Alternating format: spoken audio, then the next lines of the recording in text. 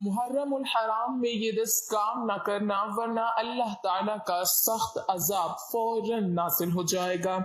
محرم میں جو بندہ بھی یہ 10 کام کرتا ہے اللہ تعالیٰ کو اس پر شدید غصہ آ جاتا ہے، پھر اللہ تعالیٰ اس بندے کو ایسا عذاب اور درد میں مبتلا کر دیتا ہے کہ وہ بندہ بسم اللہ الرحمن الرحیم اللہ تعالیٰ نے اپنی حکمت و عدل سے کچھ دنوں کو کچھ دنوں پر، بعض مہینوں کو بعض مہینوں پر اور بعض اوقات پر بعض اوقات کو فضیلت بخشی ہے، اور تقریباً ہر فضیلت والے مہینے وقت اور دن میں کچھ نیک کام مسنون قرار دیے گئے ہیں۔ ان میں گناہ کے کام سے روکا اور اپنے رسول صلی اللہ علیہ وسلم کی نافرمانی کو زیادہ قابل توہین بتایا ہے۔ انہی افضل و محترم مہینوں میں ایک مہینہ محرم اور انہی مبارک دنوں میں ایک دن عاشورہ کا بھی ہے۔ محرم اور باقی حرمت والے مہینوں میں نیک اعمال کرنا دوسرے مہینوں کی بنسبت زیادہ افضل ہے، اور ان مہینوں میں ظلم یعنی گناہ کرنا دوسرے مہینوں کی بنسبت زیادہ سخت گناہ ہے۔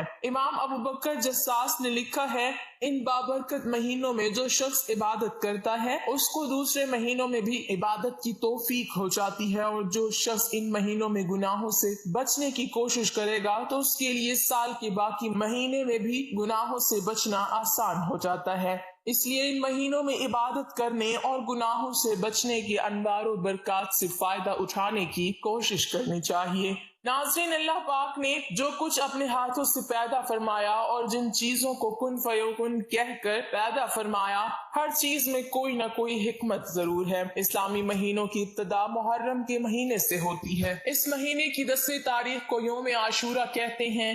اسلامی سال کا پہلا مہینہ محرم الحرام بہت عظمت اور برکت والا مہینہ ہے۔ اس مہینے میں جن کاموں کی اللہ تعالیٰ نے آپ کو اجازت دی ہے ایسے کام کرنے کا آپ کو ثواب ملتا ہے، لیکن کچھ ایسے کام آپ کو بتانے جا رہے ہیں جن کو کرنے سے اللہ کا غصہ بھڑک سکتا ہے، اللہ پاک ناراض ہو سکتا ہے اور پھر سخت عذاب بھی آ سکتا ہے، یعنی جہنم کا درد بھرا عذاب اس شخص کو مل سکتا ہے۔ تو ایسے کون سے کام ہیں جن سے ہم کو محرم الحرام میں بچنا چاہیے؟ محرم الحرام کا مہینہ اس درجے قابل احترام ہے کہ اللہ عز و جل نے قرآن کریم میں اس مہینے کی عظمت و حرمت کا اعلان کیا ہے، جیسا کہ ارشاد باری تعالیٰ ہے، بے شک اللہ تعالیٰ کے ہاں مہینوں کی گنتی 12 ہیں۔ اللہ تعالیٰ کی کتاب میں جس دن سے اللہ نے زمین و آسمان پیدا کیے ہیں ان میں سے 4 عزت والے مہینے ہیں، جو کہ ذی القعدہ، ذی الحج، محرم اور رجب ہے۔ سال کا یہ پہلا مہینہ محرم الحرام عبادت و عبرت کا مہینہ ہے، تو ایسے حرمت والے مہینے میں ان کاموں سے ہمیں بچنا چاہیے جن کو عام دنوں میں بھی اگر ہم کر لیں تو ان سے ہم پر سخت عذاب آ سکتا ہے۔ کون کون سے وہ کام ہیں آئیے آپ کو بتاتے ہیں۔ نمبر 1، پانی پلانے سے انکار کرنا۔ محرم الحرام کے مہینے میں وہ کام جو نہیں کرنے چاہیے وہ ہے پانی پلانے سے انکار کرنا، یعنی کوئی اپنا یا پرایا یا کوئی بھی جاندار جو پیاسا ہو اور پانی مانگے اور کوئی انسان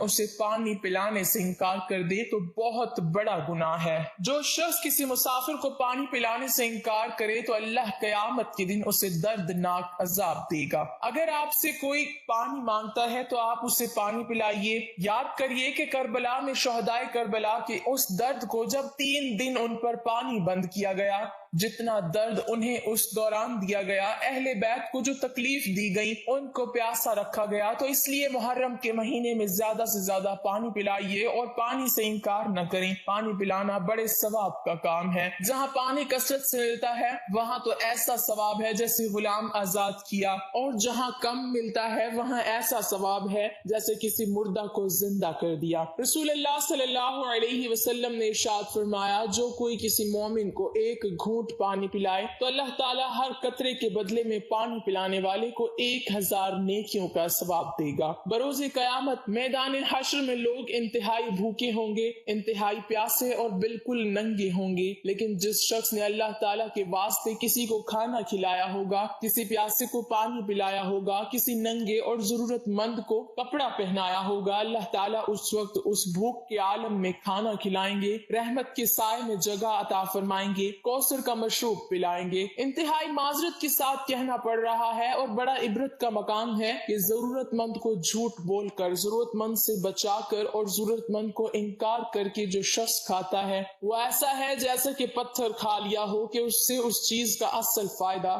حاصل نہیں ہوگا بلکہ سخت دلی پیدا ہوگی۔ حضرت سعد بن عبادہ رضی اللہ تعالی عنہ فرماتے ہیں کہ میں نے رسول اللہ صلی اللہ علیہ وسلم سے کہا کہ میری ماں کا انتقال ہو گیا ہے، کیا میں ان کی طرف سے صدقہ کر سکتا ہوں؟ تو آپ صلی اللہ علیہ وسلم نے ارشاد فرمایا ہاں۔ میں نے پوچھا کون سا صدقہ سب سے افضل ہے؟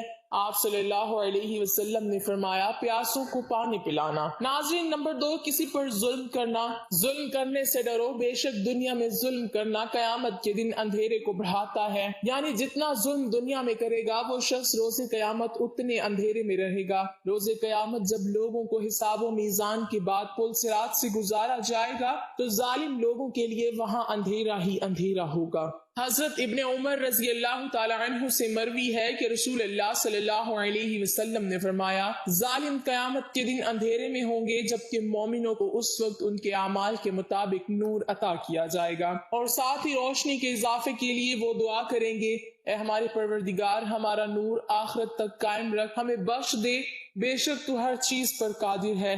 دوسروں کی عزتوں سے کھیلنے والے کا انجام دنیا میں بھی برا ہوتا ہے اور آخرت میں بھی دردناک ہوتا ہے۔ محرم الحرام کے اس بابرکت مہینے میں، جو کہ حرمت والا مہینہ ہے، عزت والا مہینہ ہے، اس میں تو ویسے بھی جہاد کے لیے بھی منع ہو جاتا ہے، قتل کے لیے بھی منع ہو جاتا ہے کہ یہ مہینہ ایسا ہے کہ جس میں لڑائی نہیں کی جاتی، اور یہی نہیں بلکہ کہا جاتا ہے کہ جو ایمان والے مردوں اور عورتوں کو بغیر کچھ کیے ستاتے ہیں تو انہوں نے بہتان اور کھلے گناہ کا بوجھ اٹھا لیا ہے۔ تو سوچئے ایسے کام کہ جس سے کسی کا دل ٹوٹے، کسی کی طرف ہم بہتان لگائیں، کسی پر تہمت لگائیں، تانا زنی کریں، کسی کی طرف کیچڑ اچھالیں، تو یہ بھی سب ظلم میں آتا ہے۔ یہی نہیں کہ آپ کسی کو ہاتھ سے ماریں، بلکہ اگر زبان سے کسی کو تکلیف دیتے ہیں تو یہ بھی سراسر ظلم ہے۔ اور آپ اپنے پڑوسیوں کا خیال رکھیں، ان کو بھی تکلیف نہ دیں۔ حرمت والے مہینوں کی یہ خاص بات ہوتی ہے کہ ان مہینوں میں اگر آپ ایک نیکی کرتے ہیں تو اس کا ثواب آپ کو کئی گنا زیادہ ملتا ہے، لیکن اگر آپ گناہ کرتے ہیں تو اس کی بھی آپ سے پوچھ گچھ ہوگی۔ اس لیے آپ کو کسی پر ظلم نہیں کرنا،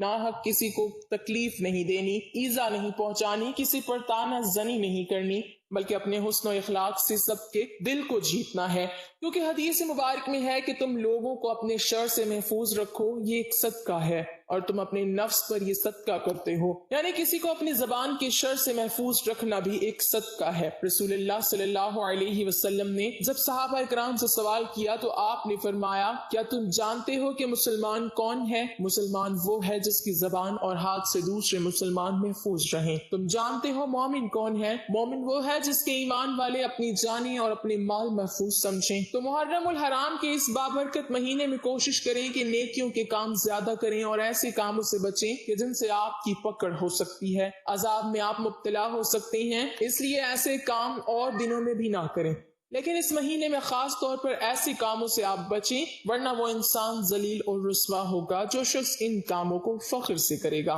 نمبر 3، غرور کرنا۔ ہم سب جانتے ہیں کہ غرور اللہ تعالیٰ کو ناپسند ہے۔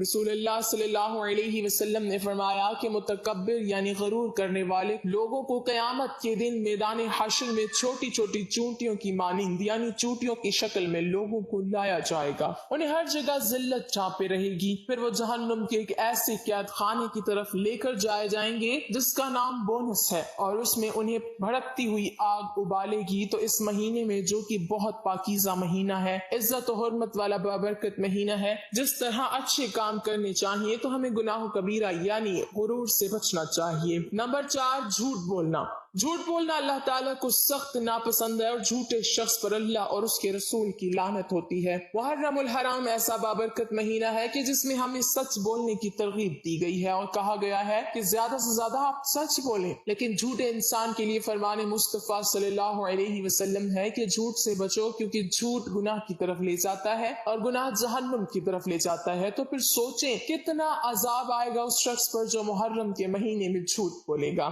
نمبر 5، غیبت غیبت کرنا یعنی کسی انسان کی پیٹھ پیچھے اس کی عیب جوئی کرنا، اس کی بری بات بتانا، محرم الحرام کی حرمت والے مہینے میں کسی کی غیبت کرنا، کسی کو برا بھلا کہنا جبکہ وہ وہاں موجود نہیں ہے، تو یہ اور ہی زیادہ شرمناک بات ہے۔ فرمان الہی ہے قرآن مجید کی سورۃ الحجرات میں، کوئی کسی کی غیبت نہ کرے۔ کیا تم اپنے مردہ بھائی کا گوشت کھانا پسند کرو گے؟ اور حضور صلی اللہ علیہ وسلم نے فرمایا غیبت گناہ میں بدکاری سے بڑھ کر ہے۔ غیبت ایک ایسا گناہ ہے، کبیرہ ہے، جس کو کرنے والے کو اللہ تعالیٰ باوجود ندامت اور توبہ کے اس وقت تک معاف نہیں کرتا جب تک کہ وہ شخص معاف نہ کر دے جس کی غیبت کی گئی ہو۔ اللہ پاک ہمیں بہتر عمل کرنے کی توفیق عطا فرمائے اور ہمارا خاتمہ ایمان پر فرمائے، آمین۔